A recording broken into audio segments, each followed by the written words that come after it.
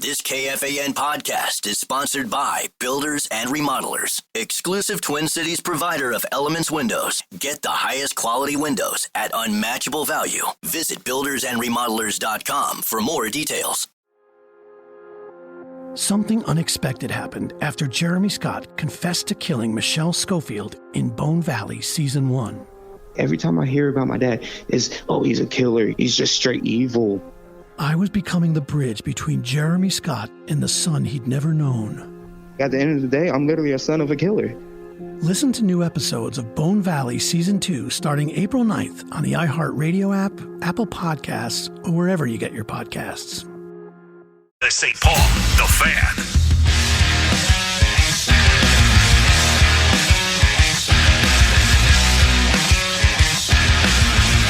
Join Muss and Miller Lite at Jimmy's in Venice Heights this Thursday from 5 to 7. Stop by for your final chance to win a spot in the Vikings Foundation Golf Tournament and to load up on sweet Miller Lite golf gear. Get the full details now at KFAN.com, keyword golf.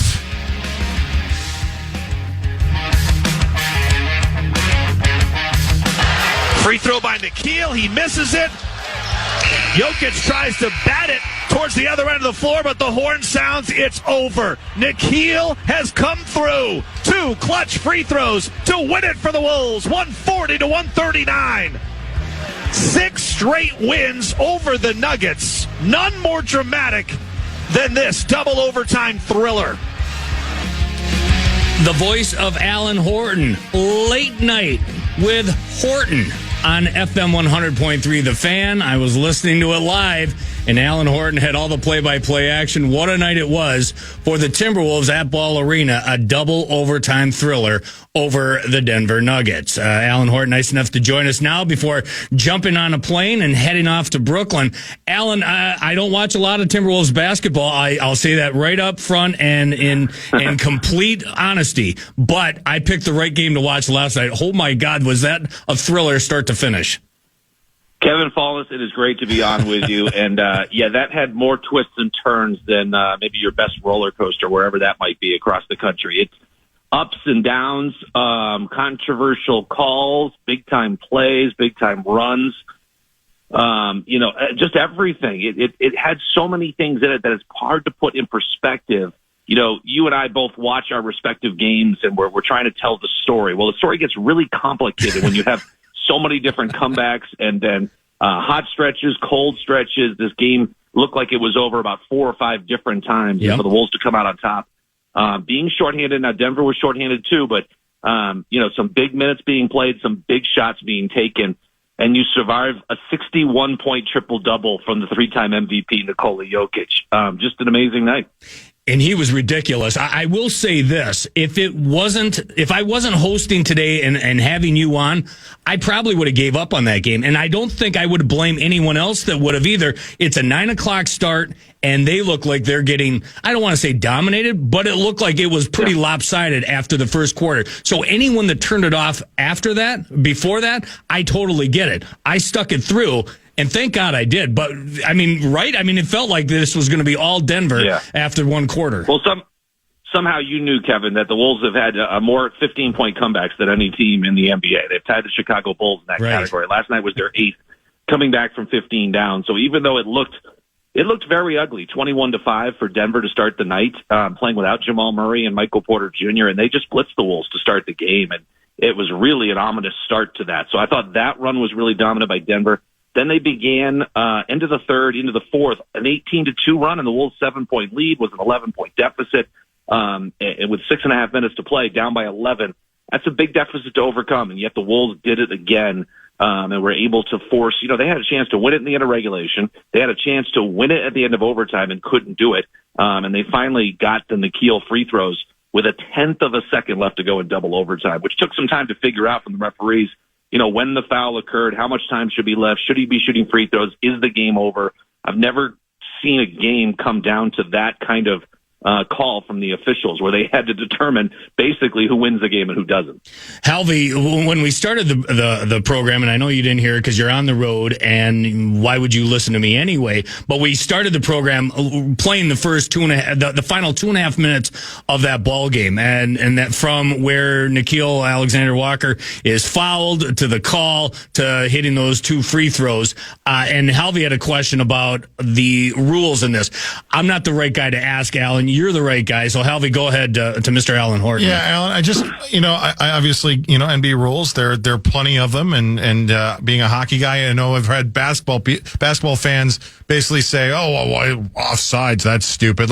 So I don't want to be that guy to criticize the other sport. But I'm just wondering, what is the rationale if there is a shooting foul that occurs, after the shot is taken, after the ball is up in the air, that ball can go in, that can count well after the buzzer, but the foul has to be made before the end of the game, before it hits zeros. So they were replaying that, but to me, from an outsider perspective, it's should it matter if the shot can go in after the buzzer? Why can't the foul happen after the buzzer?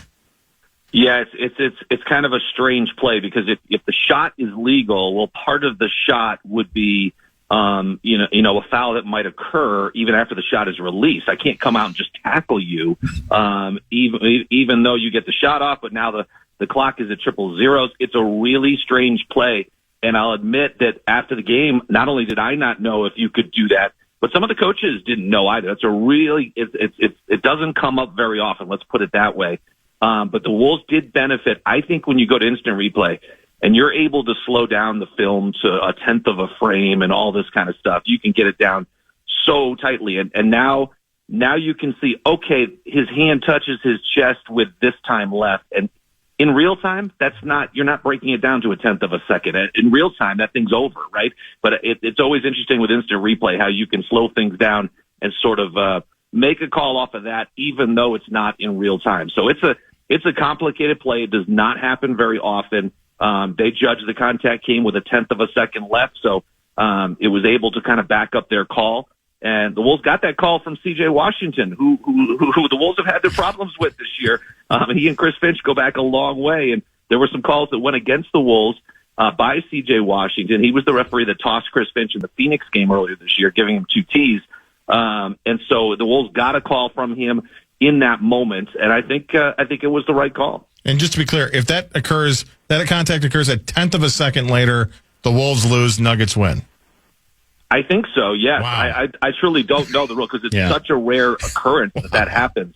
I don't think I don't know the answer to that question. It's a great point. Talking to Alan Horton, the play-by-play voice of your Minnesota Timberwolves. A thriller last night. Playoff intensity in a 140-139 double overtime thriller at Ball Arena in Denver, Colorado. Plenty of guys stood out in that one. For me, Alan, and I'd be interested to know what you think. Not only the 2 free throws by Nickeil Alexander-Walker, but to me, he was the MVP of that game for more than just how it ended. 26 points, 5 3-pointers, and then, of course, the icing on the cake, he wins the doggone thing there at the Horn. What'd you think of Noah in the victory? A couple of clutch threes and again, it's hard to parse when it happened. I think it was in the fourth quarter. It could have been overtime. Could have been the second overtime. His threes were just so important. Of course, the free throws were huge. Plus, he's playing 45 minutes. Nickeil is such a great person to talk to. And anytime anybody's heard him from practice or in post-game interviews, he's got so much insight into the game. He's such a smart player.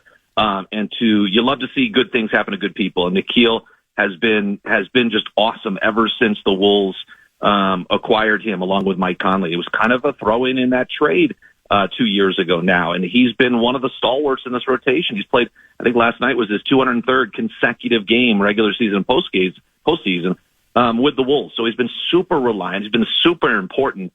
And he's been a big part of the success here the last couple of years. I thought Ant was unbelievable. Final, fourth quarter and overtime, he scores 24 of his 34 points. He came up huge. And even though Jokic goes for 61 points and gets the triple-double, I thought Rudy and Julius Randle just battled all night against him. I can't imagine what that is like. I saw Jalen Clark after the game. 3 of his 4 came against guarding Jokic. He was just shaking his head when I asked him what was the experience like guarding the big man for the first time. He just shook his head. He's unbelievable. So just a lot of different fronts. The Wolves, they really shortened that rotation in the second half too. Both teams did. Jokic didn't come off the floor in the second half. Yeah. Ant only came off for maybe 3 or 4 minutes. It was one of those games where you throw your best 5 out there and you say, hey, go settle this, guys, no matter how long it takes. I want to get back to Jokic, but for Anthony Edwards, if you had to characterize his game through 3 quarters compared to how it ended, was it pedestrian 3 quarters? As you said, 10 points going into the fourth quarter, and then he really stepped up his game. What was going on in the first 3 quarters that held him at bay? Well, it was sort of similar to Sunday, and it's kind of the phase he is in right now, I think, dealing with his hand. I think that still bothers his shot. He cut that thumb. He said he took the bandage off at halftime in the Sunday game, had the big third quarter, 20 of his 25 in that frame to help the Wolves to a win. It took a little longer last night, the 3 quarters, 10 points. It was 3 of 11 shooting.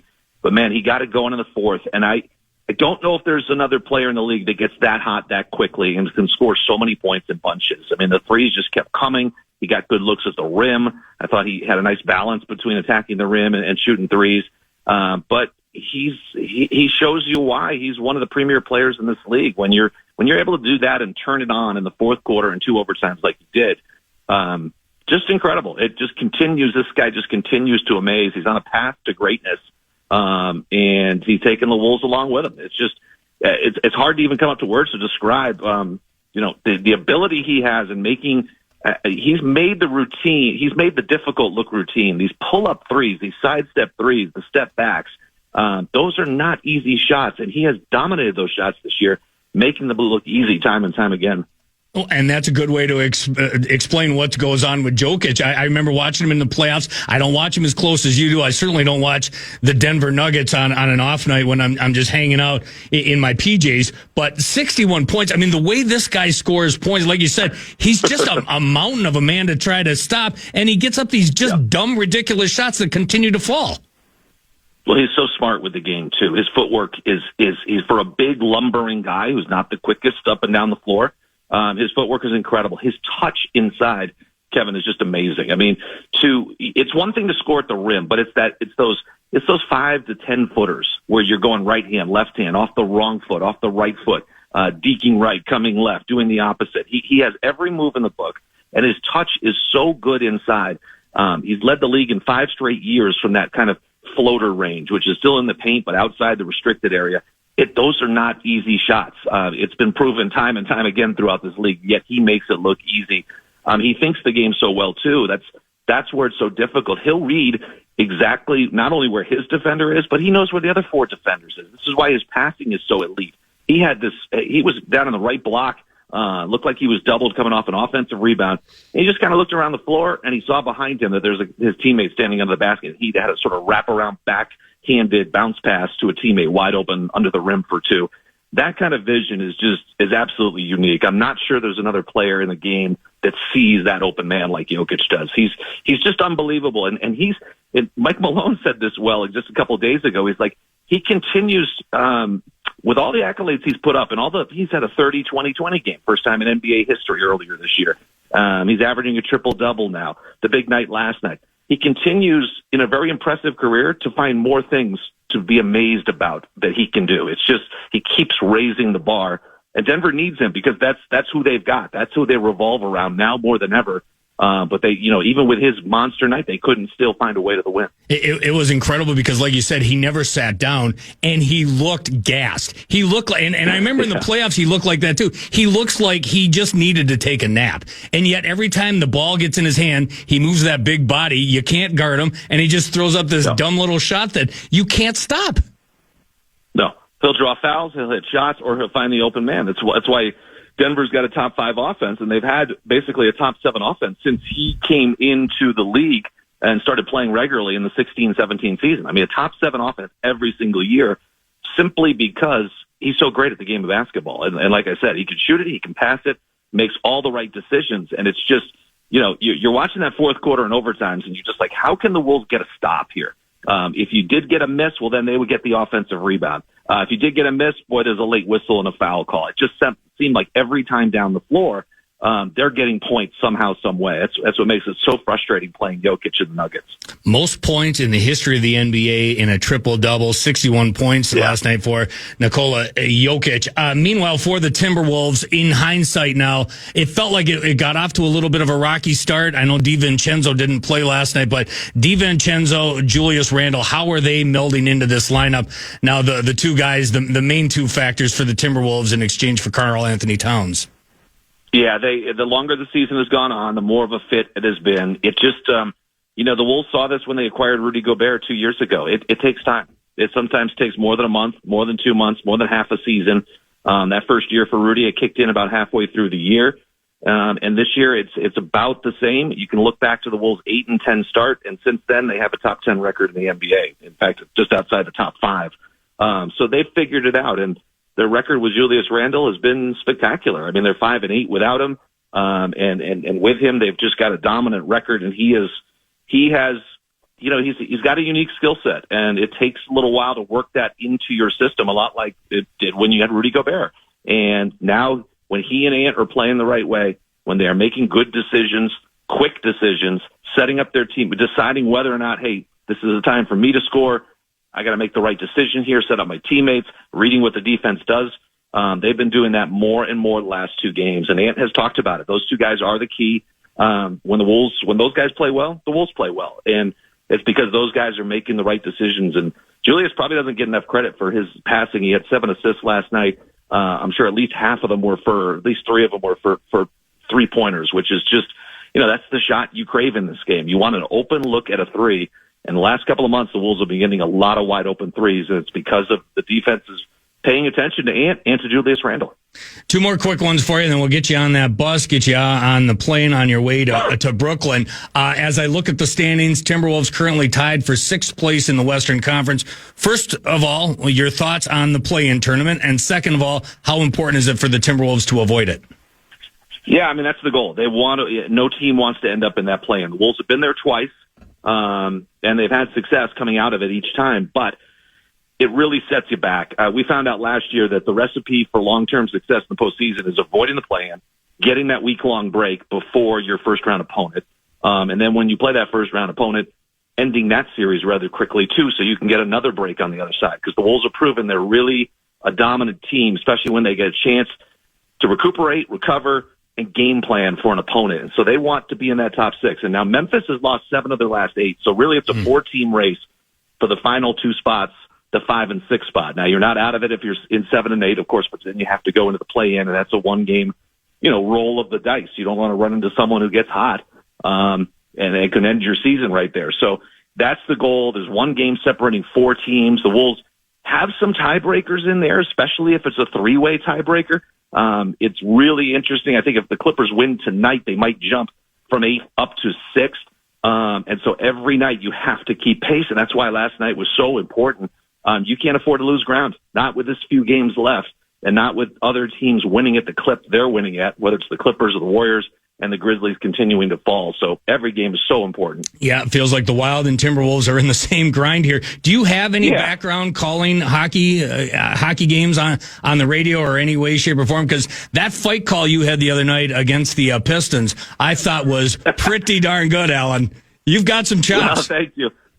I grew up watching, ABC Wild World of Sports, so there was some boxing on there back in the day, and I'm always kind of, you never know when a fight is going to break out, and they don't happen very often in the NBA. But when they do, you got to be ready. And trying to accurately describe a pileup that just, there wasn't a lot to describe, because once they got over toward the stands and there was a big pileup there was lots of pushing and shoving, but no real punches thrown, so you can't kind of go that route. So it's you never quite know what's going to happen. But no hockey. I used to play hockey growing up in Western Massachusetts, but I have not called hockey. Called some baseball, football, every other sport, some Olympic sports too. but not hockey. Just playing back in the early days. Last one for you. I didn't have a dog in the fight last night, but it was so much fun. I really had trouble shutting her down and saying, okay, I'm going to bed and that's enough. How about for you? I mean, you had to be wired once you got back to the hotel room. How do you shut her down and get out of that? Yeah, all the guys do this. And I'm not putting myself in the category of being a player. That's a whole nother ballgame. Of course, yeah. Those guys are wired up for a couple of hours. And so you do try to, everybody kind of comes up with their own routine to try to calm down and not stop thinking about the game. It's over, trying to get your rest because you know that wake up call is coming early. You got to get your rest, because if you don't, then you're looking at only 6 hours of sleep or 5 hours of sleep. And then, if you don't sleep well on planes, then you're not catching up on a 5-hour flight from Denver to Brooklyn, which is a rare flight in the NBA, but it is what it is. And so, I just put on a little, I watched a little White Lotus last night. And, good. That kind of calmed me down. That show moves a little slowly. It's a slow build, a slow burn in that one. So, that was actually a nice calming kind of way to head to sleep. Little disturbing at parts, but I get it. An opportunity. I haven't gotten to the disturbing part. I'm in season 3 now, so it's still building. You'll get there. Trust me. Be patient. Are you guys on the Fan tomorrow night? I was pulling up the schedule as we talk, and I wanted to check. I believe so, but I don't know off the top of my head. I'm pretty sure you are. The Wild play tonight and Friday. You guys are in Brooklyn tomorrow, so we'll be listening regardless. Great call last night. Had a fun time going on the ride with you. Keep it up, and good luck here the rest of the season. Kevin, all the best to you in the Wild, and appreciate all the kind words, and we'll talk soon. What a guy. Alan Horton, the longtime voice of the Minnesota Timberwolves on the radio. Halvy, I synced it up last night. People tell me all the time, it's so hard to sync up the radio with the iHeart app. No, it's not. Just put forth the work. Use the pause button a little bit. Wait till a big moment happens when radio catches up. Hit pause again, and you're off and running. It's not that difficult. A DVR, which, it's hard to find a TV nowadays that doesn't have.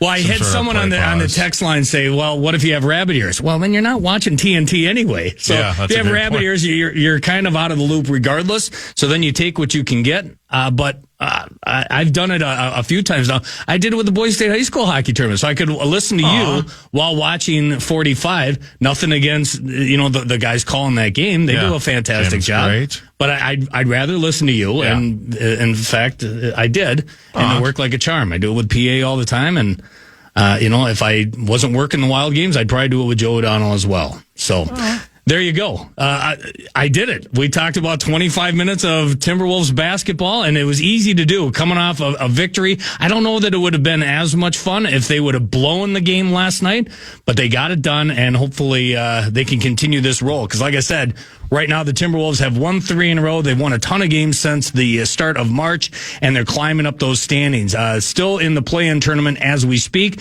but tied for the 6th spot with the Memphis Grizzlies, both with a 44-32 record. Alan Horton on the call tomorrow night as the Timberwolves make their way to Brooklyn. Just 6 games left in the regular season for them. Couldn't fill in for Paul Allen and Eric Nordquist without working in a little football talk, so we'll do that at the bottom of the hour. But next, I think we're going to try News to Nord, led by Zach Halverson. Are you up for this? Yes, of course. Can't wait.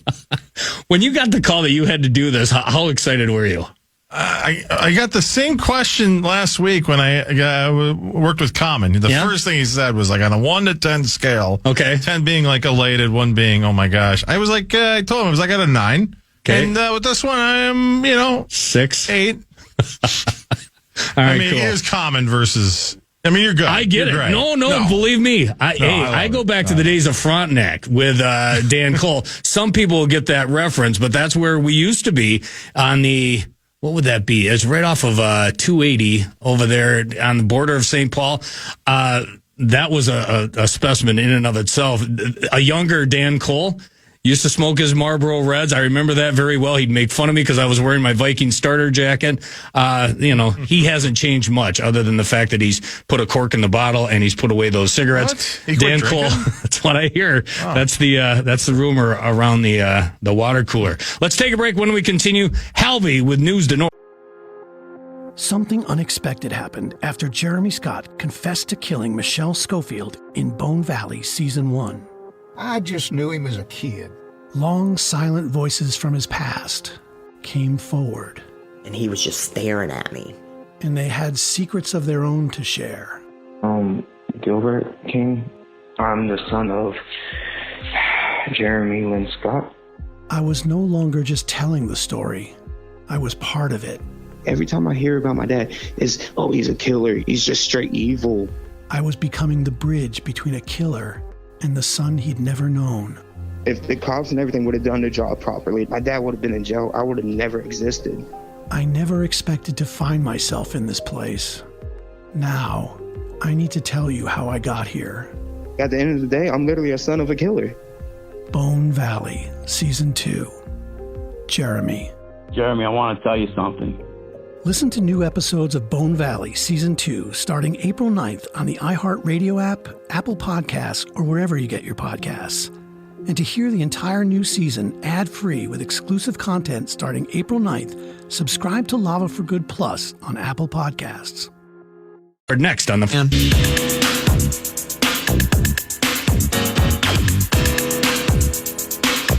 Brace yourself for an epic night. Brantley Gilbert is hitting the Ledge Amphitheater on May 9th with his powerhouse country rock performance. This is one show you can't afford to miss. Check out KFAN.com keyword contest to see how you can win your way in today.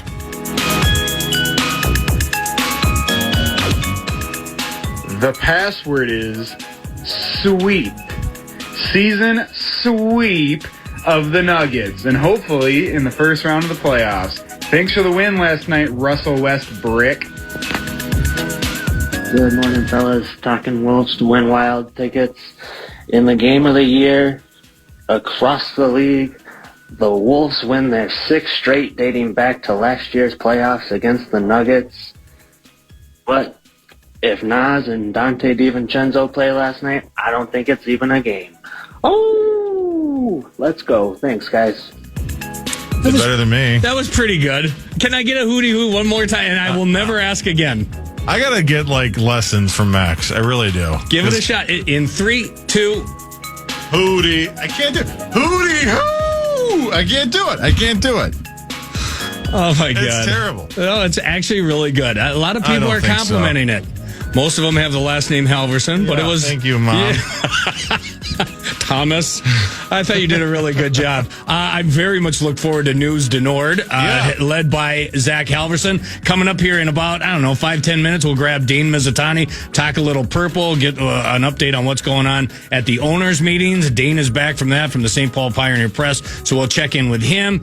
Next hour, we get back to hockey. We got Pat Micheletti in studio for an entire hour, not only talking about the Wild, the NCAA tournament, hockey-wise, the Frozen Four coming your way from St. Louis. Plus, Brother Joe will join us in about an hour from now, and that's always a fantastic conversation. But now, News de Nord. Yeah, Kevin, we've been talking about it a lot this morning. Hard to believe that the two hockey guys have been spending so much on basketball, but it's worth it. It was a heck of a game of the year that many are calling it, and you look at the score line, and it's pretty easy to see. 140-139, double overtime victory for the Minnesota Timberwolves. Anthony Edwards had 34 points to kill Alexander Walker, the true star, though, at least at the end of the game, as he was fouled on a game-winning 3-point shot attempt with less than a second left. Really, a tenth of a second is when the foul occurred, and thank goodness, as he then made 2 of his 3 free throws to put the Wolves up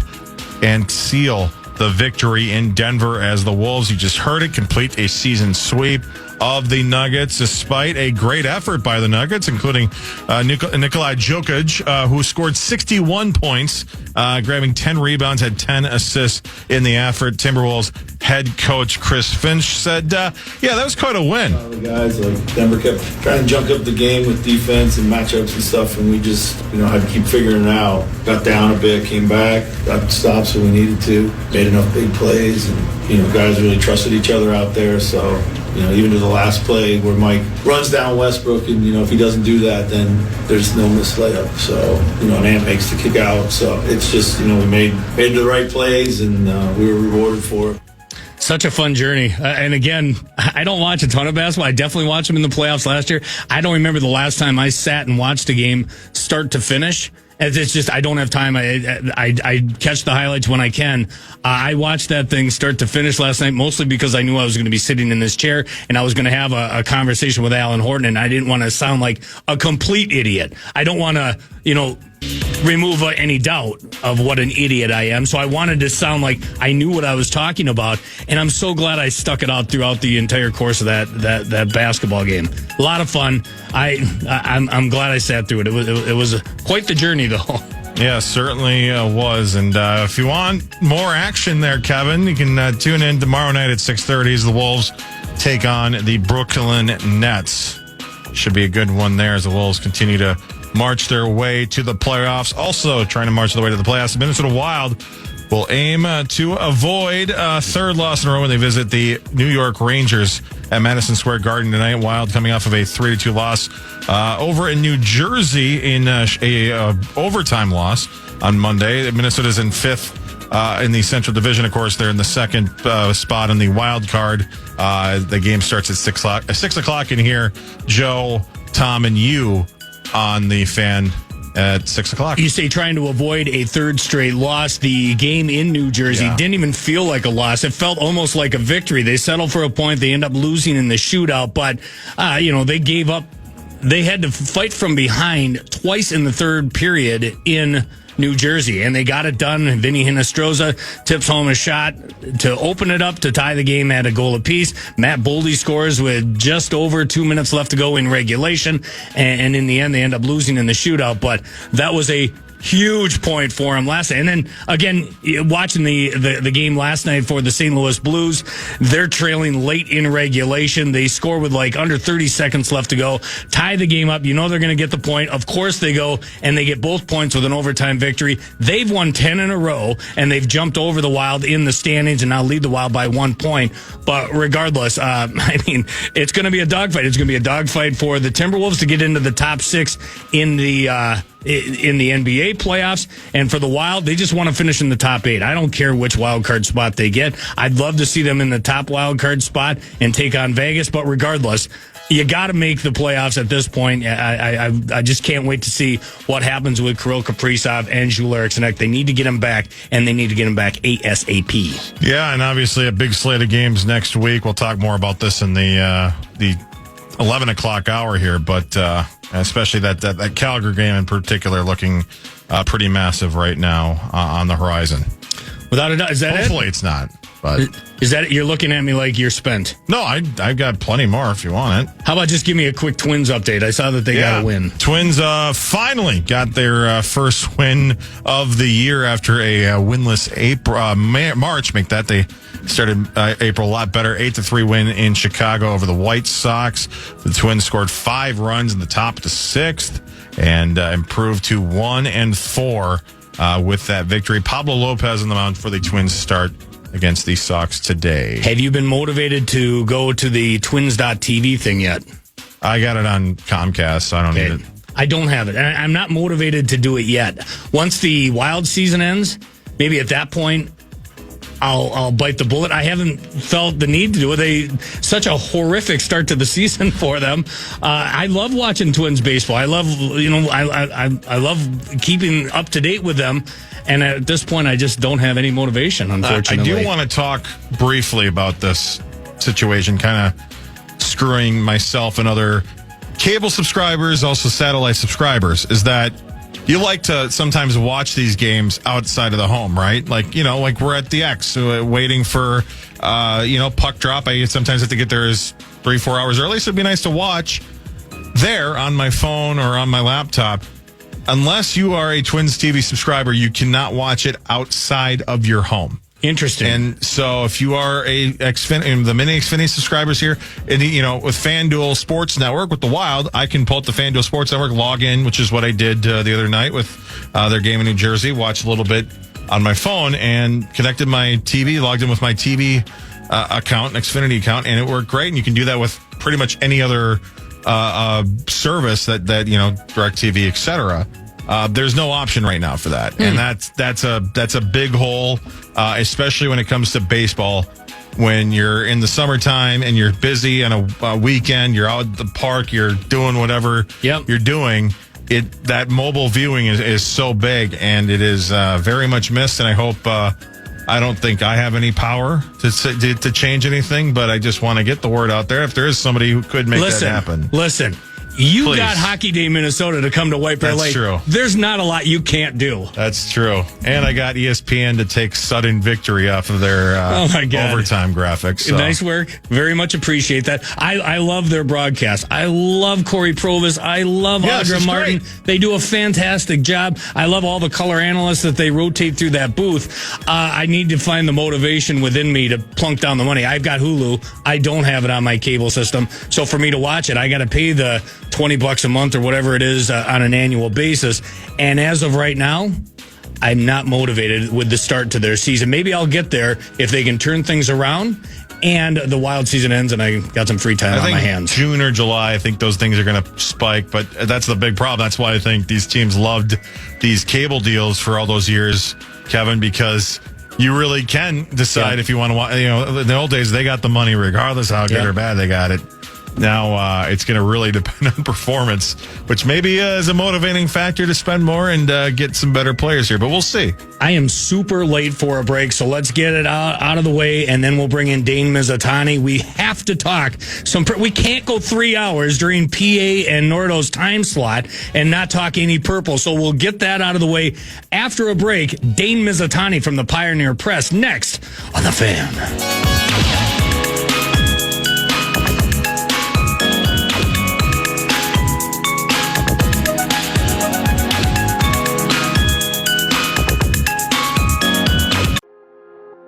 Something unexpected happened after Jeremy Scott confessed to killing Michelle Schofield in Bone Valley Season 1.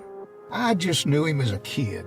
Long, silent voices from his past came forward. And he was just staring at me. And they had secrets of their own to share. Gilbert King. I'm the son of Jeremy Lynn Scott. I was no longer just telling the story. I was part of it. Every time I hear about my dad, it's, oh, he's a killer. He's just straight evil. I was becoming the bridge between a killer and the son he'd never known. If the cops and everything would have done their job properly, my dad would have been in jail. I would have never existed. I never expected to find myself in this place. Now, I need to tell you how I got here. At the end of the day, I'm literally a son of a killer. Bone Valley, Season 2. Jeremy. Jeremy, I want to tell you something. Listen to new episodes of Bone Valley Season 2 starting April 9th on the iHeartRadio app, Apple Podcasts, or wherever you get your podcasts. And to hear the entire new season ad-free with exclusive content starting April 9th, subscribe to Lava for Good Plus on Apple Podcasts.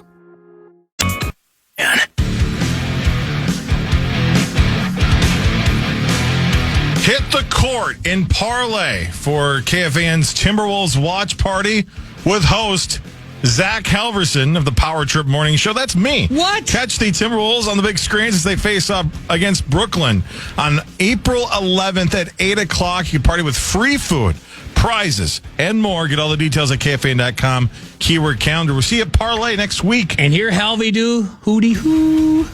I'll take some classes and I'll do a better job at the hootie hoo. Howling with Halvy. Howling with Halvy.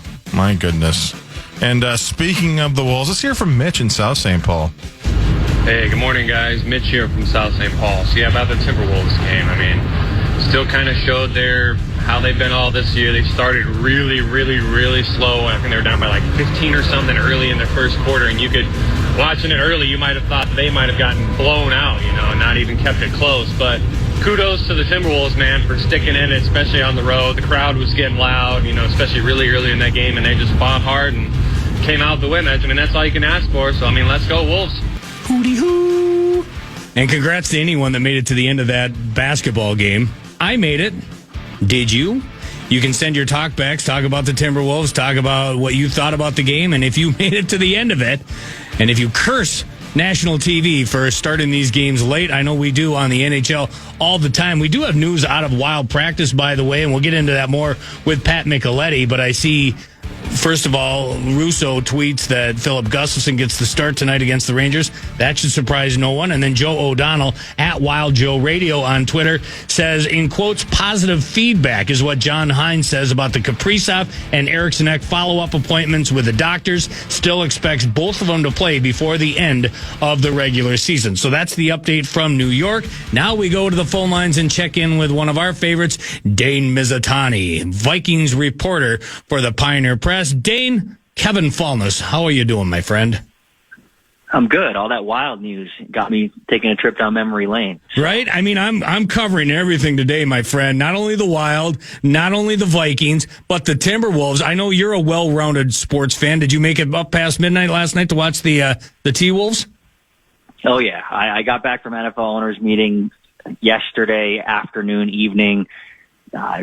Sat down in front of my TV thinking I'd be asleep by 11:15, 11:30 maybe. And yeah, I got to the end. Crazy game. One of the craziest I've ever seen. I said with Alan Horton that if anyone shut it off after the first quarter, especially considering how late it started, but then the Wolves just looked dormant after one quarter. It looked like the Nuggets were going to run them out of the building. But if you stuck with that, man, did you get paid?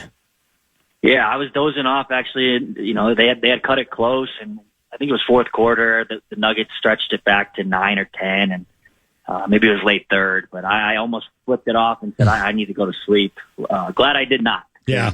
Like I said, I don't know if I've seen a crazier NBA game, certainly in the regular season, in a long time. Quite the finish. Unbelievable. I'm sure there's some blurry eyes all across the state here and the region as they think back on how things transpired. Final horn just after 12:15 this morning. Let's talk a little purple, though. You're back, like you said, from the owners' meeting in Florida. What'd you take away from your trip to Palm Beach? Yeah, that was the first time we have really talked to Kevin O'Connell on the record since free agency got underway, and more than free agency, since the Aaron Rodgers rumors hit the fan. So I think it was good to kind of get it all out in the open. Talking to Kevin O'Connell at the owners' meetings, he was upfront, honest. He said, look, if a four-time NFL MVP, a Super Bowl champion, if he expresses interest in playing for your team, you're not just going to hang up the phone. Kevin O'Connell and Aaron Rodgers have a relationship that dates back to O'Connell's days playing quarterback in the NFL. So the conversations, they happened. But in that same breath, Kevin O'Connell made it very clear, look, we left it at happy to talk to you. We're also very happy with J.J. McCarthy and where this thing is headed. So they're full go with J.J. McCarthy as the guy. He would not go as far to call him QB1, but there are two quarterbacks on the roster. The other one's name is Brett Whippen. So effectively, J.J. McCarthy is QB1. I'm very excited to see him take the field once spring workouts are underway. So in your mind, is the door closed on Aaron Rodgers? I guess that's the big question for everyone. They say that they thought about it. Apparently they're moving on, but he hasn't signed anywhere else. So is that door officially closed? The door will never be officially closed because I don't think the Vikings are going to come out and say Aaron Rodgers will not play quarterback for our football team. Right. They're just not going to say it. And until Aaron Rodgers signs with, it sounds like there's steam from Pittsburgh that he's getting close to signing with the Steelers. But until he does, there's always going to be that 1% sliver chance that maybe if something goes wrong, they want to have Kevin Schieffer from ESPN has been calling it the break the glass option, in case of an emergency. And look, knock on wood, but if J.J. McCarthy gets hurt in the spring and this roster looks ready to go for the Super Bowl and Aaron Rodgers is still out there, I think that makes a lot of sense. But they're not closing the door completely, and I think that's strategic. But for all intents and purposes, yes, the door is closed for now. And I think when Aaron Rodgers, hopefully soon, because I don't want to talk about this anymore, signs with the Steelers, we can close that thing for good. Well, there is a lot of time between now and September, so I'm just asking for your spidey sense as we make our way through this offseason. Let's assume Aaron Rodgers signs elsewhere. J.J. McCarthy looks great. He's your number one guy. In your opinion, is Rypien the backup when they snap the ball under center in game number one, or do you think something else is going to happen between now and game one in September? Yeah, I would assume they bring in a veteran at some point. A lot of people have made a lot out of the compensatory draft pick formula. Anybody who says they understand it, they don't. It is very complex. But the way it kind of stands right now, with the players the Vikings lost in free agency and the players they signed, the formula, and people are tabulating their own methods at home, the Vikings have 2 comp picks coming up in the 2026 NFL draft. I say that because they don't want to screw with the numbers right now. And I think signing a veteran quarterback, even if it was someone like a Joe Flacco, could impact how many compensatory picks you have next year. I think at some point, I think the deadline is April 27th, maybe April 28th, shortly after the NFL draft. They can sign anybody on the market, and it won't impact that formula at all. And that's when I expect them to sign a veteran of some sort. I don't think it's going to be Aaron Rodgers. I don't know reporting-wise. I can't tell you this is who they're interested in. But there are names that make sense out there on the open market. Ryan Tannehill. I mentioned Joe Flacco. Maybe Carson Wentz. He's from North Dakota, right up the road. So there's guys that make sense, but I don't think that's going to happen, at least for another few weeks here. Talking to Dane Mizutani from the Pioneer Press, back from the owners' meeting in Palm Beach, Florida. I saw one of your tweets. You're very prolific on social media. And one of your tweets on that X machine said that you had a conversation with Jim Harbaugh, J.J. McCarthy's former coach there at Michigan. What did Jim Harbaugh have to say about his former pupil? Yeah, so the owners' meetings are interesting. It's kind of a good place to go and gather because AFC coaches and then NFC coaches on separate mornings all sit in this big room, and they're at tables, and you can just kind of parachute in and out and ask anybody anything, basically. So on, what day was that then? Monday morning, I got there early, kind of saddled up next to Jim Harbaugh, and just wanted to ask him some questions about J.J. McCarthy. A lot of other reporters there as well, but I was just curious, in his experience working with McCarthy at Michigan, what gives him the confidence that this kid's going to come back from this knee injury and be just fine? And he basically said, it was in the most Jim Harbaugh way, he's the ultimate competitor. He's not afraid of anything, and he believes that he's going to hit the ground running as soon as he's back out there. I wouldn't expect anything less out of Jim Harbaugh. He has been very, very expressive on how revered he holds J.J. McCarthy in his career. Loves the kid, loves the makeup, loves the player. So it was interesting to hear Jim Harbaugh talk about him in that way. And I think it can get Vikings fans excited. Jim Harbaugh, one of the best football coaches out there, or he likes the Vikings quarterback of the future. Yeah, and I think there's a lot for Vikings fans to be excited in general. Not only the fact that J.J. McCarthy has an opportunity to lead this team in this upcoming season. I think most people are probably excited about that, but also excited about the additions that they've made throughout free agency, filling in those holes. What do you see still needs to be addressed coming up here in the NFL draft, which I guess is, under a month away, right? It's later this month?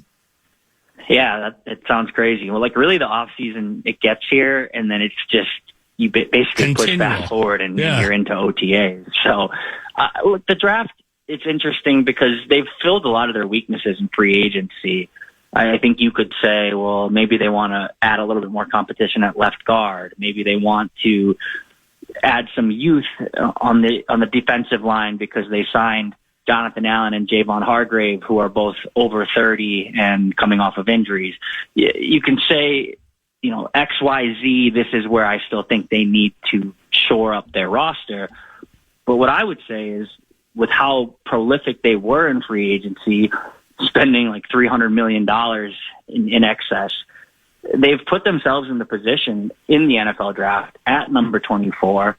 Look, if a talented player falls and it might not be necessarily a position of need, who cares? Your roster is locked, loaded, ready to go. And if a really talented guy is there, you're now in the position with what you've done in free agency to just take the best player available. And I think the best franchises in the league typically set themselves up like that, not pigeonholing themselves into, well, we have to take this player. We have to take this position in the draft. building a roster that can withstand that so you can get the best talent whenever you're on the clock and it's time to turn the card in. I think the Vikings can go broad with it. Like I know Matthew Collar, who Purple Insider, great podcaster. We talked, and he's been pushing receiver, and people might think that's crazy because Justin Jefferson, Jordan Addison, T.J. Hawkinson. Well, if a receiver falls, it might make sense just because the best player available is now an option for the Vikings. Now, I don't think they're going to take a receiver at 24, but the point stands. They've done such a good job in the offseason that I think anything is really on the table for them at 24. Got to ask you about the rules stuff that was bandied about there at the owners' meetings as well. Which one grabbed your attention? I'm so tired of the tush push, I could spit nails, but they're talking tush push, they're talking kickoff, overtime rules. Which one was most fascinating to you? Yeah, the tush push is so polarizing, so that one is probably the one where I would say it always is going to grab the headlines. Look, they didn't make a decision on it. I don't know if you should be able to ban something that you're just not good at, right? But I think there's some steam. But I thought the kickoff rule was interesting. Look, people are going to complain about the dynamic kickoff because it was basically not dynamic last year. It was a lot of kick it out of the back of the end zone, move on and get the ball at the 30. It's only 5 yards, but moving that thing up to the 35, I think you're going to see a lot of teams now more inclined to put the ball in play and in turn give us the kickoff return, which at one point in time, back in like the Dante Hall, Devin Hester days, the kickoff return was a really, really exciting play. And I think they're trying to get back to that. 5 yards, look, it's not a huge difference starting at the 30 to moving it up to the 35. But I think when you're getting close and the kickers in this day and age of the NFL, you get to like the 50-yard line, you're in field goal range. So I think teams are going to put that thing in play. I think that's the goal of the NFL, and the owners kind of passing that new rule.